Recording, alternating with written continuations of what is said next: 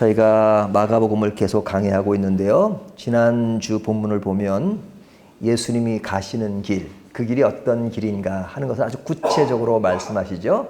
그 길은 어떤 길이죠? 십자가의 길입니다. 십자가의 길은 죽음과 부활로 설명되어졌죠. 예수님이 죽으시고 그리고 부활하신다 하는 말씀을 했습니다. 베드로가 주는 그리스도시요 살아계신 하나님의 아들이라고 고백했지만 예수님이 가시는 그 길이 십자가의 길이라는 것을 말씀했을 때 베드로는 예수님을 붙잡고 항변했습니다. 그 항변한 이유가 뭔가? 베드로가 주님을 메시아로 고백은 했지만 그가 생각하는 하나님의 아들은 십자가를 지는 것이 아니고 나라를 해방하고 우리를 편하게 하고 풍요롭게 하는 그런 것으로 생각을 했습니다. 근데 그 예수님이 십자가에 죽으신다는 말을 듣고 붙잡고 항변하면서 어찌 그럴 수가 있습니까? 그러시면 안 됩니다 라고 아주 강하게 자기 표현을 했던 베드로의 모습이 지난주 본문에 있었습니다. 여기에 대해서 주님이 뭐라고 말씀하셨죠? 내가 하나님의 일을 생각하지 않고 사람의 일을 생각한다. 이렇게 말씀하셨습니다. 이런 그 다름, 예수님의 생각과 베드로의 생각의 어떤 그 차이점, 우리는 성경 안에서 너무 확연하게 비교되고 보고 있지만 사실 그것은 베드로뿐만 아니라 오늘을 사는 우리들에게도 우리가 생각하는 십자가의 길, 그리고 주님이 말씀하시는 십자가의 길이 다르게 느껴지는 경우가 굉장히 많은 것 같습니다. 분명히 십자가의 길은 죽음의 길이에요. 물론 죽음 후에 부활이 있고 그것이 영광이지만 그러나 사람들은 영광은 취하고 싶대. 십자가에서 죽는 그 사실만큼은 자꾸 숨기고 싶고 피하고 싶은 것이 사람들의 마음입니다. 그러니까 베드로가 항변한 것을 보고 왜 베드로는 그렇게 믿음 없는 말을 했을까라고 이야기하지만 실제로 우리의 삶 속에는 베드로처럼 이야기할 때가 많습니다. 하나님, 나에게 일어나는 모든 일들이 하나님 아래 있다면 좋은 것, 기쁜 것, 즐거운 것, 행복한 일만 있게 해 주십시오. 나에게 어려움이 없게 해 주십시오. 나에게 슬픈 일이 없게 해 주십시오. 어찌 믿음 안에 있는데 슬픈 일이 있습니까? 라고 말할 때가 많단 말이죠. 그러니까 생활 가운데 십자가란 말을 쓰지만 그 십자가가 사형을 당하고 죽음을 당하는 그 면보다는 자꾸만 어떤 미화시키는 그런 측면이 오늘날도 굉장히 우리들에게 강하게 있는 것이죠. 그래서 교회 발전을 위해서 만들어내는 교회 성장학이라는 이론이 있는데 이 이론을 좋아하는 사람들이 있습니다. 이 사람들은 그 교회가 성장해야 된다는 것을 굉장히 강조합니다. 물론 교회는 성장해야 합니다. 성장하는 것이 결코 나쁜 것은 아닙니다. 하지만 반드시 전제가 될 것이 뭐냐면 성숙한 상태로 교회가 성장해야 되는 것이죠. 성숙이 빠진 성숙은 진정한 성장이라고 할 수 없습니다. 그러니까 성장학은 성숙에 기반해야 되는데 성장학을 강조하는 사람들의 내용을 보면 사실은 성숙이 많이 빠져 있는 경우가 있습니다. 그래서 외적인 성장을 부르짖을 때 그들이 주장하는 내용들을 보면 일반 기업이나 비즈니스의 기초를 두는 경우가 상당히 많습니다. 그래서 기업에서 성장하는 방법 중에 하나가 뭡니까? 물건을 판다. 그러면 중요하게 이야기되는 것이 뭐예요? 소비자를 먼저 생각하라. 만드는 사람이 자기 입장만 생각하고 소비자 입장을 고려하지 않으면 그 상품은 잘 팔릴 수가 없죠. 소비자들이 좋은 것, 소비자들이 관심을 갖는 것, 소비자들이 사용하기 편한 것, 이것을 생각해야 그 물건이 잘 팔리고 그리고 기업이 성장하지 않겠어요? 그러니까 그와 같은 똑같은 논리로 교회도 사실은 교인들을 소비자로 보는 경우가 많죠. 그래서 그들이 좋은 것, 그들이 만족하는 것, 그들이 즐거운 것을 이야기하라고 말합니다. 그들에게 부담을 주지 말라 이렇게 말합니다. 그러기 위해서는 어떤 말들을 언급하지 말아야 되느냐? 죄의 문제, 구원의 문제, 고난의 문제, 십자가의 문제는 조금 제껴둬라 이렇게 말하는 경우가 많습니다. 세계 최고로 발전한 교회 중에 한 사람도 이런 이야기를 과감없이 하는 것을 보고 저는 깜짝 놀랐어요. 가능한 죄의 문제를 얘기하지 마십시오. 그러면 교인들이 부담되고, 예? 교회 오면 좀 깔아앉고 조금 뭐 생각하게 만드는 것. 예? 요즘 젊은이들은 멍 때린다는 이야기 하잖아요. 멍 때린다. 예? 뭐 생각을 많이 하고 사는 게 아니라 멍 때리기 대회도 있다고 합니다. 그것처럼 생각하지 않고, 근데 어떤 생각을 하지 마느냐? 그냥 내가 어렵고 생각하고 조금 뭐 좀 부담되는 그런 것들은 하지 말라. 그냥 그들에게 늘 희망을 줘라. 뭐 그런 이야기를 많이 하잖아요. 희망을 주고 긍정적인 사고를 갖게 하고 늘 좋게끔 생각하고 좋은 일만 생각하게 하는 것. 이것을 많이 강조합니다. 그래야 교회가 부흥된다. 그렇게 이야기합니다. 그러니까 부정적인 것이 아니라 긍정적인 것을 이야기하라고 말합니다. 왜? 그것이 오늘날 사람들이 만족하는 것이기 때문에. 사람들이 하면 누구나 근심 걱정이 있으니까 거기 희망을 주는다는 이야기는 굉장히 중요한데, 우리가 얻는 희망이라고 하는 것은 그냥 어떤 진통제와 같은 그런 희망이 아니라 그리스도의 십자가에 묻혀서 그 안에서 주님이 주는 평안과 기쁨을 갖는 것인데, 일반 사람들이 말하는 평안을 그대로 강조하고 그것이 교회 성장의 원리로 이야기할 때가 참 많습니다. 그러다 보니까 교회가 어떻게 변해요? 십자가는 사라지고 복음은 사라지고 그리고 교회가 변하기 시작합니다. 문화센터나 사교장의 성격으로 변하는 경우가 많죠. 그래서 오늘날 최대 비극 중에 하나는 교회와 개인 신앙 속에 점점점 십자가가 사라지고 있다는 겁니다. 십자가 이야기하면 그건 옛날 사람들이 얘기하는 것이고, 그리고 현대적인 감각에는 진짜 둔한 것이다. 현대적인 감각은 십자가를 이야기하지 말고 희망과 소망을 이야기하고 사랑을 이야기하고 그것을 주로 이야기하라고 말합니다. 십자가를 빼야 교회가 성장한다고 말하기까지 합니다.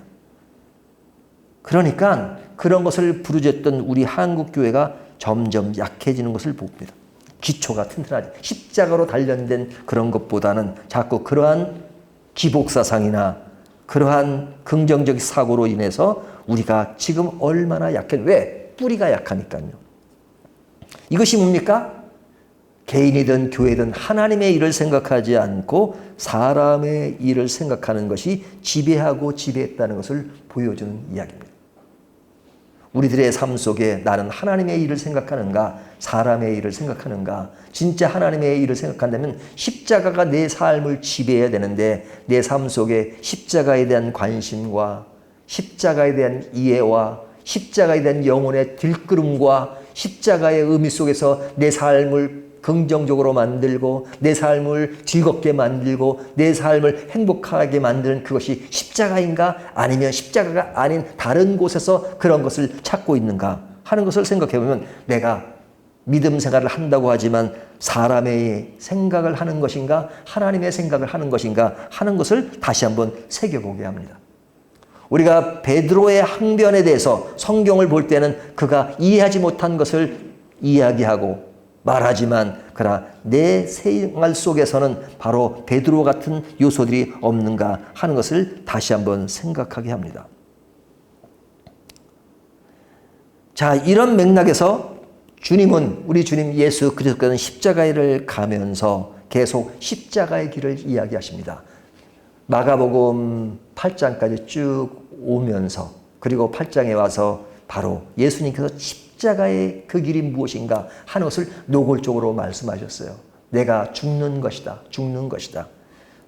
그리고 부활하는 것이다. 이렇게 말씀을 하셨어요. 그러면서 주님은 그 십자가의 의미가 무엇인지 하는 것들을 하나님의 나라의 권능으로 임하는 것을 볼 수 있는 기회를 줄 것이라고 말씀하십니다. 그것이 9장 1절에 나오는데요. 또 그들에게 이르되 내가 진실로 너에게 이르노니 여기 서 있는 사람 중에는 죽기 전에 하나님의 나라가 권능으로 임하는 것을 볼 자도 있느니라. 여기 중요한 말씀은 하나님의 나라가 권능으로 임하는 것을 볼 자들도 있느니라.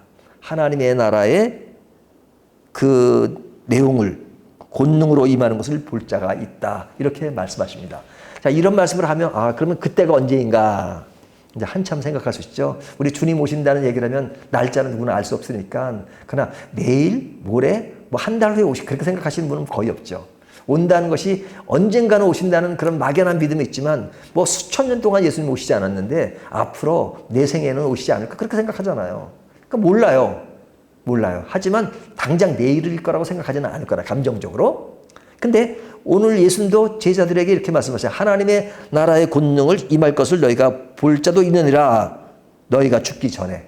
그러니까 죽기 전에라는 단서를 붙이니까 그 시간이 좀 더 오래 갈 것 같잖아요. 근데 그 일이 얼마 후에 실현됐습니까? 아마 퀴즈식으로 하면 이제 퀴즈 맞추시면은 뭐 선물을 드리면 아마 금방 알아맞히실 것 같은데요. 2절에 바로 답이 나옵니다. 2절 엿새 후에 일주일 만에 그것을 볼 수 있는 것을 보여주십니다. 자, 그 내용이 뭐냐면 우리가 너무너무 잘 알고 있는 변화산의 사건이에요. 변화산. 이 변화산이 어딘가 뭐 학자들은 대부분 저 위쪽 헬몬산이라고 이야기합니다. 그런데 이 변화산에 예수님이 제자 3명을 데리고 올라갑니다. 2절을 보면 엿새 후에 예수께서 베드로와 야고보와 요한을 데리고 따로 높은 산에 올라가셨더니 헬몬산 진짜 높아요. 그래서 헬몬산으로 이제 야고보, 요한, 베드로를 데리고 예수님이 올라가셨습니다. 자, 올라가셨는데 그것에서 어떤 일이 벌어졌냐면 그때 어떤 변형되는 모습이 보였는데 3절을 보면요. 그 옷이 광채가 나며 세상에서 빨래하는 자가 그렇게 시기할 수 없을 만큼 매우 희어졌더라. 자, 여기 보면 그냥 그 옷이 휘어졌던 그런 변화의 상황을 이야기합니다. 그것이 다가 아니라 4절을 보면 이에 엘리야가 모세와 함께 그들에게 나타나 예수와 더불어 말하거늘. 와, 완전히 아주 시게 된 그런 상황에 누가 나타났어요? 모세가 나타나고 엘리야가 나타났습니다. 그리고 더불어 이야기합니다. 누구와 이야기를 하는 것이죠? 예수님과 이야기를 하는 겁니다. 자, 예수님과 무슨 내용으로 이야기를 했을까요? 오늘 본문을 보면 여기 이야기했다는 말이 나오죠. 4절 이에 엘리야가 모세와 함께 그들에게 나타나 예수와 더불어 말하거늘 그러죠. 말하는 내용이 뭐예요? 우리가 마가복음에는 말하는 내용을 말하고 있지는 않지만 누가복음 9장 31절을 보면 이 같은 사건을 같이 기록하고 있는데 거기에는 말하는 내용이 나옵니다. 무엇을 얘기하냐면 예수께서 별세하실 것을 이야기했다. 이렇게 별세하실 것. 그래서 어떤 목사님은 이 단어 가지고 별세의 신학 그것을 많이 추천하신 분이 계셨어요. 돌아가셨지만요. 근데 이제 별세라는 말은 이제 죽는다라는 그 의미죠. 근데 실제로 헬라어에서는 이 별세란 말을 뭐라고 표현하고 있냐면 엑소더스. 예? 우리가 출애굽기 할 때 엑소더스 그러잖아요. 출애굽으로 원문에 기록됐습니다. 그래서 영어 성경에 보면 엑소더스로 기록한 경우가 많아요. 그러니까 이것은 출애굽을 상징합니다. 의미합니다. 출애굽. 그러니까 이 예수님께서 출애굽을 하셨다. 그럼 출애굽은 언제 한 거예요? 이미 구약 시대로 넘어가면 모세 시대 때 모세가 이스라엘 백성들을 애굽에서 데리고 나와서 가나안 땅으로 들어간 것이 첫 번째 출애굽이죠. 그래서 이 광야가 상징하는 것이 있었어요. 광야. 그러니까 출애굽기는 신약의 로마서라는 말도 하잖아요. 그것이 어떤 이스라엘 백성들을 해방시키는 것이 구속의 그 이야기가 들어있다 해서 신약의 로마서를 말하면 구약의 로마서는 출애굽기다 이야기를 하는 겁니다. 로마서가 구원에 관한 이야기를 하듯이 지금 구약에서 구원에 관한 이야기를 하고 있다. 그러니까 이스라엘 백성들을 구출해내는 것이죠. 자, 그렇다면 예수님이 하시는 제2의 출애굽은 뭐냐? 우리를 구원하시는 거죠. 우리를 구원하시는 거죠. 그래서 이 십자가의 길은 고난의 길이지만 그것을 이루시는 예수님이 하시는 일은 구원하시는 일인데 그 일은 어떤 일이냐? 영광스러운 일이라는 거죠. 우리가 십자가만 보면 굉장히 그 힘든 거잖아요. 사형을 집행하는 것이니까, 죽는 것이니까. 하지만 그 결과는 뭐예요? 영광의 나라에 임하는 것입니다. 그래서 성경을 자세히 보면요. 우리는 이 십자가의 고난과 영광에 대한 이야기를 할 때 우리 이렇게 나눠서 생각할 때가 많습니다. 우리가 힘들면 힘든 것 하나만 이렇게 봐요. 그러면 힘든 것 하나만 보고 아 힘들다 이렇게 결론을 내립니다. 또 좋은 것을 이야기하면 아 좋다 이렇게 얘기합니다. 그러니까 슬픈 것과 기쁜 것은 섞일 수가 있습니까? 없습니까? 없는 것처럼 느끼잖아요. 어려운 것과 좋은 것은 섞일 수가 없는 것처럼 이야기합니다. 하지만 성경은 하나같이 이것이 섞여서 이야기해요. 슬픔 따로 있고 기쁨 따로 있는 게 아니에요. 우리가 기뻐하지만 기쁨의 그 모습 속에는 뭐가 잠재되어 있어요? 슬픔이 잠재되어 있어요. 하지만 기독교는 슬플 때가 많아요. 하지만 기뻐하라는 그 말은 슬픔이 완전 제거되고 기쁨이 있다는 말이 아니라 여전히 내 현실과 어려움은 슬픔에 잠재되어 있지만 그런 가운데서도 나는 넘어져가고 힘들어가는 가운데서도 그 속에서 오르는 기쁨이 있다는 거예요. 그래서 이 말을 참 설명하기 어려운 거죠. 아니 어떻게 기쁨과 슬픔이 하나로 이렇게 어울려질 수 있어? 하지만 성경은 어울려질 수 있다고 말씀하시는 것이고 우리의 삶 속에는 그것이 어우러졌습니다. 우리가 기뻐하라 그러면 늘 기쁘기만 해요. 하지만 내가 어려운 일을 당하고 있으면서 괴로운 일을 당하고 있으면서 그 속에서 남들이 알지 못하는 기쁨을 이야기합니다. 그러니까 성경을 보세요. 우리가 예전에 다뤘던 말씀이긴 하지만 예수님께서 태어나실 때 요셉과 마리아가 애굽으로 탈출할 때 이야기 나오잖아요. 예수님이 딱 탈출을 해요. 근데 그것이 헤롯이 아기를 죽이려 하니까 탈출을 하는 거잖아요. 그러면 헤롯만 딱 제거하면 그 문제가 사라질 수 있는데 하나님께서는 헤롯을 제거하지 않고 어려움을 겪는 요셉과 마리아에게 너희는 이 어려움을 피하기 위해서 애굽으로 도망가라 이렇게 말씀하시잖아요. 그리고 동방 박사들이 그 아기 예수에 대해서 이야기하자니까 헤롯이 알아가지고 2살 아래 아이를 다 죽이는 그런 사건도 나타나잖아요. 그런 사건들을 기록되었어요. 그거 보면 엄청 슬픈 사건이잖아요. 하지만 그 길을 기록한 마태는 그 내용을 기록할 때마다 끝에 보면 주의 선지자의 말씀을 이루려 하심이라 그렇게 말씀하시잖아요. 그러니까 이것은 예수 그리스도께서 메시아이신 것을 알리는 예언된 사건이 성취되는 것이다. 이렇게 말씀하신단 말이죠. 그러니까 이 사건 속에 마태는 이것을 긍정적으로 내용을 그리고 있는 겁니다. 긍정적으로. 하나님의 예언이 이루어진 사건. 하지만 그 상황 속에서 그런 어려움을 겪는 사람의 모습이라고 하는 것은 굉장히 힘들고 어렵잖아요. 그러니까 그리스도인들은 지금 이 두 가지 양면성을 마음에 지니고 있는 겁니다. 그런 가운데 우리는 뭘 주로 보느냐? 이 속에서 내 인생의 슬픔과 어려움은 있지만 그 속에서 하나님의 말씀이 성취되고 이루어지는 것을 보면서 기쁨을 찾는 것이죠. 이것이 참 어려운 거예요. 그래서 그럴 때 쓰는 말이 뭐냐면 믿음이라는 것입니다. 믿음이란 말은 우리가 막연하게 쓸 때가 많지만 내 인생의 고통과 괴로움 속에서도 믿음의 사람은 어렵지만 그 속에서 희망을 찾아요. 그 속에서 하나님의 나라를 생각하면서 위로를 받아요. 이것이 믿음이에요.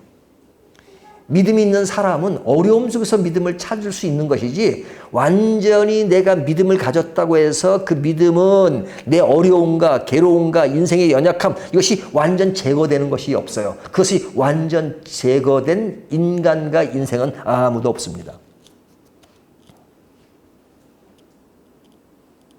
그렇기 때문에 십자가를 이야기할 때는 십자가의 죽음과 부활을 같이 이야기하는 겁니다. 부활은 희망이잖아요. 하지만 부활이 있으면 죽음이 있어야 부활이 있는 것이지 죽음 없이 부활이라는 것이 있을 수가 없잖아요. 그런데 예수님이 별세하셨다는 그 말은 제2의 출애굽이 이루어졌다는 그런 이야기입니다. 그래서 여기에는 그것을 확실하게 증거하는 것이 뭐냐면 7절에 보면 이렇게 말씀하고 있죠. 마치 구름이 와서 그들을 덮으며 구름 속에서 소리가 나되 이는 내 사랑하는 아들이니 너희는 그의 말을 들으라 하는지라. 이런 것이 비슷한 사건이 한 번 있었죠. 언제 있었죠?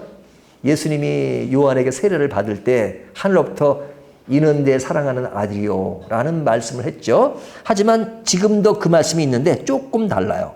그 조금 다른 것이 뭐냐면 다시 한번 읽어보면요. 마치 구름이 와서 그들을 덮으며 구름 속에서 소리가 나되 이는 내 사랑하는 아들이니 여기까지는 같아요. 하지만 그 다음 말이 너희는 그의 말을 들으라 하는지라. 너희는 그의 말을 들으라. 누구의 말을 들으라는 것이에요? 예수님의 말씀을 들으라는 것입니다. 자, 이제 그 십자가의 고난과 영광이 있는데 이제는 그것의 주체가 되신 예수 그리스도의 말씀을 들으라. 예수 그리스도는 제2의 출애굽을 이루신 메시아라는 것을 분명히 밝힌 것입니다. 그러니까 모세와 엘리야는 제2의 출애굽, 즉 십자가의 의미를 더욱 밝히는 인물로서 등장한 것이죠. 모세는 어떤 사람이에요? 출애굽을 주도했던 사람이죠. 첫 번째 출애굽. 예? 그래서 6월절에 그런 파스오버, 그런 재앙이 지나갔던 것을 다뤘던 그 인물이 모세입니다. 제1출애굽의 대상에 모세가 등장했어요. 엘리야는 우상시대의 희망의 제사를 주도했던 인물이죠. 그리고 우리가 세례 요한을 엘리야로 이렇게 비유할 때가 많습니다. 자, 이들 모두가 제2의 출애굽을 밝히는 역할을 담당하고 있는 것입니다. 그렇다면 누가 주연이고 누가 조연이에요? 당연히 예수님이 주연이죠. 모든 초점이 어딜 향했어요? 예수님을 향해 있어요. 제2의 출애굽의 주체 되시는 메시아신 그 예수님께 포커스가 있고 그 다음에 모세와 엘리야가 그를 향하고 있는 것입니다. 그러니까 모세와 엘리야는 조연으로 등장한 것입니다. 그래서 이 영광의 나라가 그리스도를 중심으로 이루어질 것이라고 말씀하시죠. 그래서 하나님의 나라가 권능으로 임할 것이라고 이렇게 주님은 말씀하셨어요. 그러니까 우리가 십자가에서 얻는 기쁨이라는 것은 그것입니다. 십자가라는 그것은 죽는 거잖아요. 우리의 삶은 죽는 것입니다. 하지만 죽음 후에 부활이 있음으로써 우리의 어려움과 괴로움, 죄의 문제가 완전히 해결된 것은 희망이다 하는 것들을 이야기하면서 십자가의 결과는 뭐냐? 기쁨이고 영광이고 부활이고 하는 것을 이야기해 줌으로써 영광과 고난의 의미를 같이 겸해서 설명하고 있는 겁니다. 이것이 십자가의 묘미예요. 묘미란 말은 참 제가 표현을 쓰지만 이 표현 가지고는 너무 부족한 표현이죠. 십자가의 신비라고 말할 수 있어요. 신비. 인류 역사에 십자가만한 가치가 있는 것이 있을까요? 십자가는 인간 최대 역사 가운데 가장 우월한 것이고 가장 대단한 것이고 인간을 완전히 변화시킨 최고의 가치 있는 것입니다. 그거보다 가치 있는 것은 없습니다. 그것을 지금 이루고 계신 분이 바로 예수님이세요. 변화산의 모습 속에서 그것을 더욱더 확고하게 보여주는 겁니다. 그런데 이 사건 속에서 우리가 인간 베드로의 반응을 보게 되는데요. 자, 인간 베드로는 지금 예수님에게 가서 그것을 봤죠. 뭐 볼 때 이제 처음에는 잠을 자고 좀 그랬습니다. 이 제자들은 잠을 잘 자요. 그래가지고 잠 자다가 이제 그런 것을 목격했는데 그것이 너무너무 그냥 신비적이었죠. 막 빨래 할바 시계끈밖에 변화되고 모세가 나타나고 엘리야가 나타났으니까 얼마나 엄청난 경험을 한 거죠. 평생 이런 경험하는 것이 쉬운 일이 아니잖아요. 엄청난 경험을 한 거죠. 그러니까 엄청난 경험을 했기 때문에 엄청난 그런 그 분위기 속에서 그냥 자기의 어떤 마음을 요동치는 그러한 베드로의 모습이 보입니다. 그러니까 베드로는 좀 성격이 좀 다혈질이잖아요. 다혈질인 사람은요, 이렇게 뭔가 느끼면 그냥 팍 해버려요. 뭐 이렇게 좀 미루는 게 없어요. 그러니까 예수님의 제자 중에 보면 뭐 요한도 좀 성격은 좀 있는 것 같아요. 번개하듯 뭐 그런 거 쓰는데 예수님 무덤에 먼저 누가 오죠? 요한이 먼저 와요. 하지만 딱 그 앞에 멈춰요. 하지만 베드로는 뒤 따로 오다가 그냥 멈추지 않고 먼저 들어가잖아요. 그러니까 뭐 도착은 요한이 먼저 했는데 들어가기는 베드로가 먼저 들어갔어요. 또 예수님이 부활 후에 나타나셨을 때 주님이시다 하는 건 누구예요? 요한이잖아요. 근데 그 말 듣자마자 뛰어내려 간 건 베드로잖아요. 베드로의 어떤 성격이 잘 나타나는데 이 베드로가 지금 뭐 그런 것을 봤으니까 가만히 있을 사람이 아니지. 그러니까 베드로가 뭐라고 이야기합니까? 자, 그것을 본 베드로는 이렇게 말합니다. 5절을 보면 베드로가 예수께 고하되 라삐여 우리가 여기 있는 것이 좋사오니 우리가 초막셋을 짓되 하나는 주를 위하여 하나는 모세를 위하여 하나는 엘리야를 위하여 하사이다 하니. 베드로 말이에요. 딱 그냥 뭐 별로 생각 없이 말하는 겁니다. 예, 생각 없이 말한다는 말은 제 말이 아니라 성경이 그렇게 말씀하고 있어요. 자, 이 베드로가 그렇게 말을 하는데 초막 3개를 짓자 이렇게 말합니다. 굉장히 흥분한 상태로 말을 했겠죠. 그 흥분한 상태로 말을 하는 것을 6절에 이렇게 말. 이는 그들이 몹시 무소함으로 그가 무슨 말을 할지 알지 못함이니라. 그러니까 뭐 아주 흥분 가운데 그냥 그 다혈질인 베드로가 탁 그 뱉어낸 이야기입니다. 초막 3개를 짓자. 자, 이 초막 3개를 짓자는 말 속에는 어떤 의미가 담겨 있냐면 누가 주연이며 누가 조연인지가 없어진 겁니다. 똑같은 위치에서 예수님을 위한 초막, 엘리야를 위한 초막, 모세를 위한 초막 그것을 생각합니다.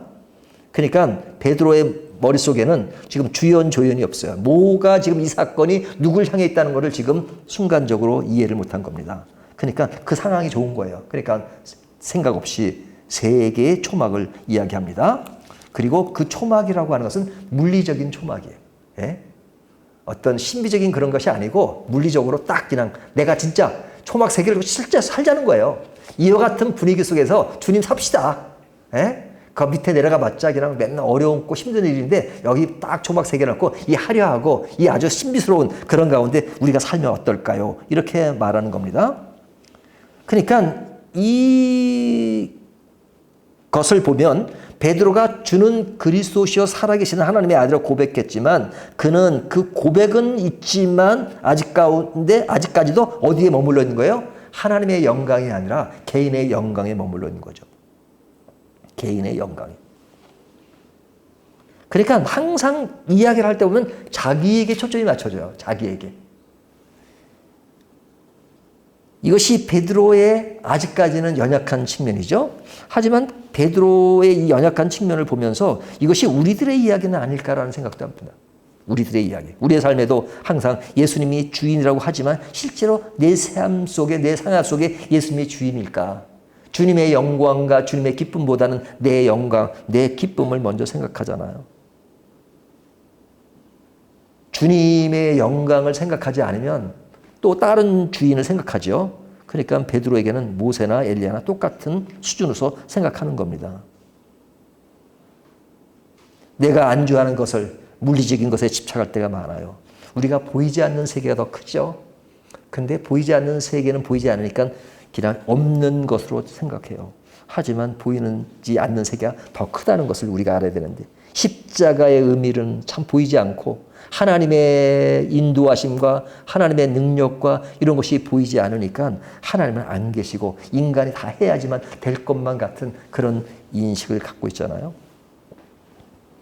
그래서 우리는 참 생각하는 것이 필요해요. 생각하는 거. 여러분 가끔 그런 생각 안 하세요? 저는 가끔 그런 생각하는데요. 우리가 지금 현존하는 것이 너무 참 신비스럽지 않아요? 이 마이크가 있고 건물 있고 불이 들어오고 뭐 이렇게 움직이고 제 자신이 있다는 게 신비롭지 않아요? 임세일의 아버지는 누굴까? 그러면 누구야? 있고 조상 쭉 올라가면 최대 조상은 누굴까? 그럼 인간의 최대 조상은 누굴까? 그럼 우리 다 알죠. 아담과 하와라는 거. 그럼 아담과 하와는 누가 만드셨어요?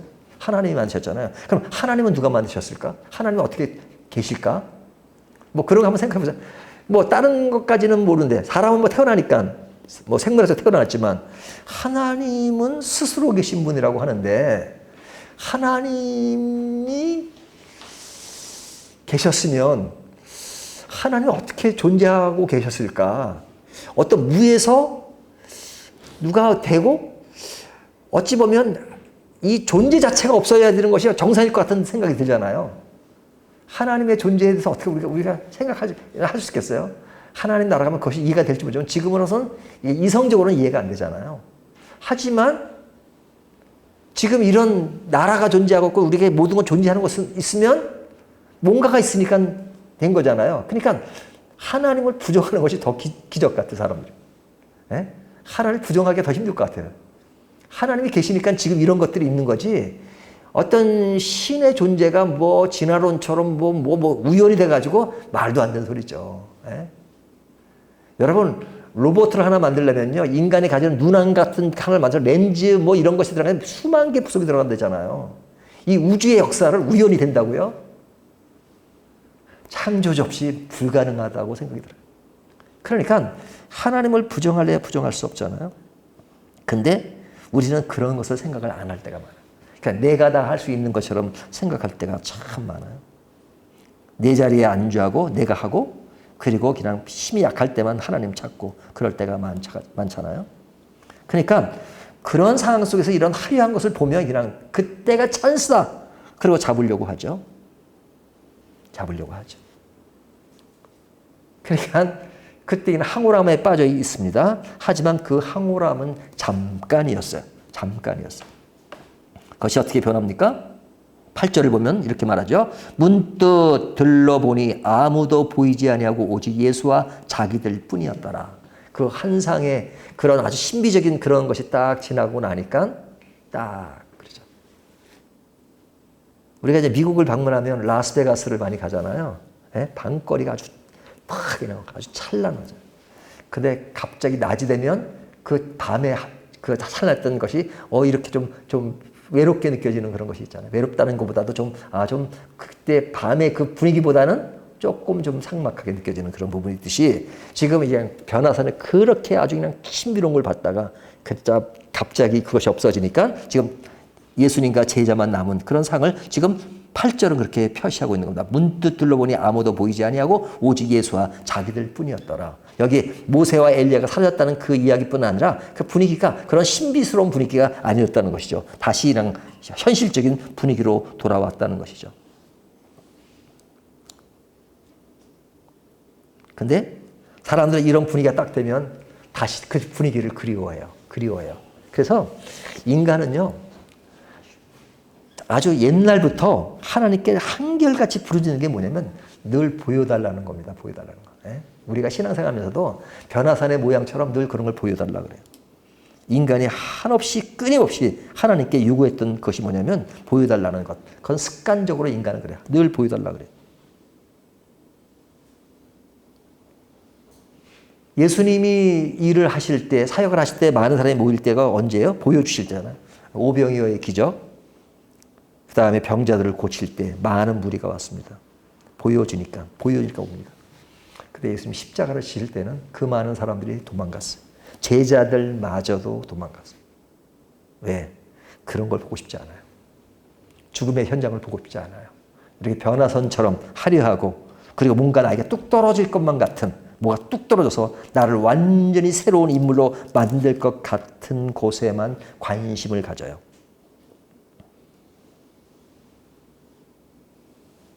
그래서 십자가의 가치를 많이 주장하지 않아요. 생각하지도 않아요.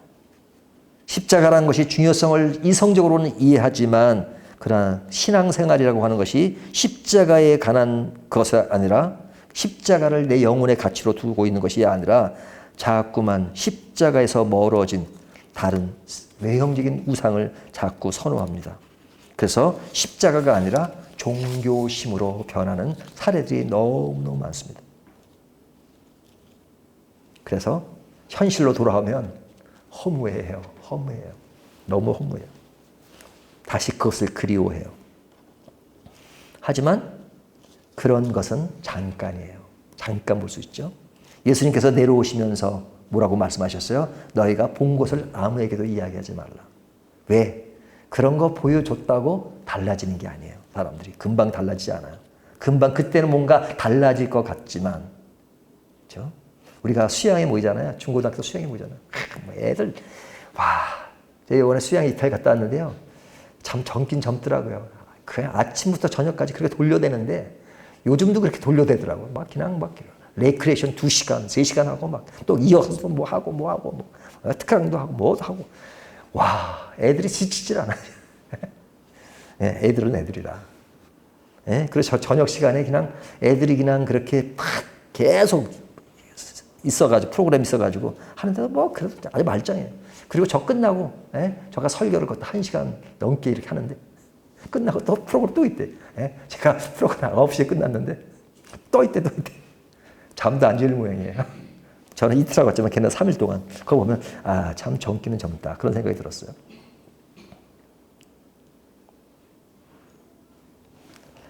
주님께서는 그들에게 아무것도 이르지 말라. 왜? 보여줘도 금방 또 잊어버리니까 그때는 막 뭐 할 때는 그렇게 대단한 것 같죠? 그렇지만 수련회 끝나면 또 일주일 지나면 또 뭐가 있었는지 생각이 되잖아요. 그것처럼 깨닫지 못하니까 주님께서 경고하세요. 이것을 아무에게도 말하지 말라. 아직은 때가 아니다. 이렇게 말씀하시잖아요. 왜? 아직까지는 예수님의 부활과 예수님의 오심에 대한 이해가 부족하니까. 성경 안에 나타난 그 제자들을 보면 이것이 무지한 것이 많습니다. 근데 사실은 그때 상황으로 무지할 수밖에 없다는 것도 이해가 돼요. 그렇죠? 아직까지 십자가 완성되지 않은 그런 상태에서 그런 상황에서 제자들이 무지했다고 보지만 우리들이 볼 때 무지한 거죠. 우리가 그 현장에 있으면 실제 더 어려울 수도 있어요. 하지만 우리는 이미 다 완성된 그 십자가를 보잖아요. 이미 예수가 십자가를 지었고 부활하셨고 또 부활하신 이후에 계속했던 교회의 역사와 그런 것을 보잖아요. 그러다 보니까 우리는 더욱더 확고한 것을 보고 있기 때문에 더욱더 믿음을 가지고 더욱더 제자들보다도 믿음을 더 가질 수 있는 그런 요지가 많이 있음에도 불구하고 과연 제자들만큼 우리도 그런 믿음을 가지고 있는가 생각을 해보면 참 그러지 못할 때가 많잖아요. 오늘 말씀을 보면서 제가 제목을 십자가의 고난과 영광이라고 했습니다. 근데 이제 이것이 끝나면 예배가 끝나면 유튜브로 나가잖아요. 그러면 제목이 뭐냐면 십자가의 고난과 영광입니다. 그러면 제가 오늘 분명히 예언하다시피 할 수 있는 게 뭐냐면 조회가 몇 사람 들어오지 않을 거예요. 이 제목이 사람들에게 별로 인기가 없어요. 오늘 좀 더 조회수를 많게 하려면 이렇게 제목을 잡으면 됩니다. 내 인생의 화려한 초막. 내 인생의 화려한 빌딩. 그러면 아마 조회수가 한 2배, 3배는 늘 겁니다. 설교를 올려도 제목에 따라서 배 차이가 나요. 현실적인 제목을 원해요. 그래 거기에 손이 가요. 하지만 십자가의 고난과 영광, 알고 구태의연한 그런 느낌을 가질 수 있습니다. 예수님 대신에 예수님이란 말이 들어가다 내가라는 말이 들어가기를 원하고요. 십자가 대신 화려한 초막. 초막도 지금 약하니까 빌딩 이런 것이 사람들에게 관심을 가집니다. 한마디로 이야기하면 하나님의 일을 생각하기보다는 사람의 일을 생각하기를 좋아합니다. 그것이 제자들의 모습으로 나타났고 또 오늘날 우리들에게 너무 확연하게 드러나는 모습들입니다. 근데 이런 이야기만 하면 너무 비관적이잖아요. 하지만 여러분 예수님이 제자들을 훈련시킬 때 제자들의 변화가 그렇게 커 보이지 않아요. 그럼에도 불구하고 주님은 끊임없이 그들을 가르치셨어요. 그들이 무지해 보이지만 그들에게 조금씩 가르치시고 어떨 때는 그냥 비밀로 하고 가라고 하시면서 그래서 조금씩 그들에게 가르치셨어요. 그래서 예수님 당시에 제자들의 변화는 별로 커 보이지 않습니다. 하지만 예수님이 승천하시고 그리고 나서 사도행전에 나타난 제자들의 모습을 보면 엄청난 변화들이 그들에게 있었던 걸 보여주고 있죠. 기독교 역사의 기초를 잡은 것이 제자들이잖아요. 사도들이 그런 기독교 역사의 그 아름다움을 만들었고 그 사람들 중에는 많은 순교자가 나왔고 복음을 위해서 자기 몸을 불살랐던 제자들의 모습이 보여지잖아요. 그것을 보면 당장 눈에는 보이지 않고 눈에는 튀지 않아도 또 우리의 삶에도 변화가 없는 것 같지만 반드시 하나님은 우리에게 변화를 일으키시고 그리고 우리를 통해서 작은 것이지만 그 일을 통해서 무엇인가 하실 수 있는 하나님의 원대한 권능이 있을 것이라고 생각이 듭니다. 그러니까 우리에게 중요한 것은 당장 눈에 보이진 않지만 이 순간의 이 상황에 믿음의 인내를 가지고 매일매일 한 걸음 한 걸음 가는 것이 얼마나 중요한가 하는 것을 보여줍니다. 오늘 이 말씀을 정리하면서 우리에게 십자가의 고난과 영광은 피부적으로 다가오지 않는다 할지라도 그 속에 깊이 들어가고 그리고 이것을 지금 당장에 뭔가 보이진 않지만 그 속에서 깊은 것을 하나하나 만들어 갈 때 우리는 지금은 아니지만 우리의 삶을 더 크게 바꿀 그때가 반드시 올 것이다. 그런 영향이 있을 것이다 하는 것을 생각하면서 오늘 우리에게 주어진 이 믿음에 더욱더 집착하는 저와 여러분이 되시기를 주님의 이름으로 축원합니다.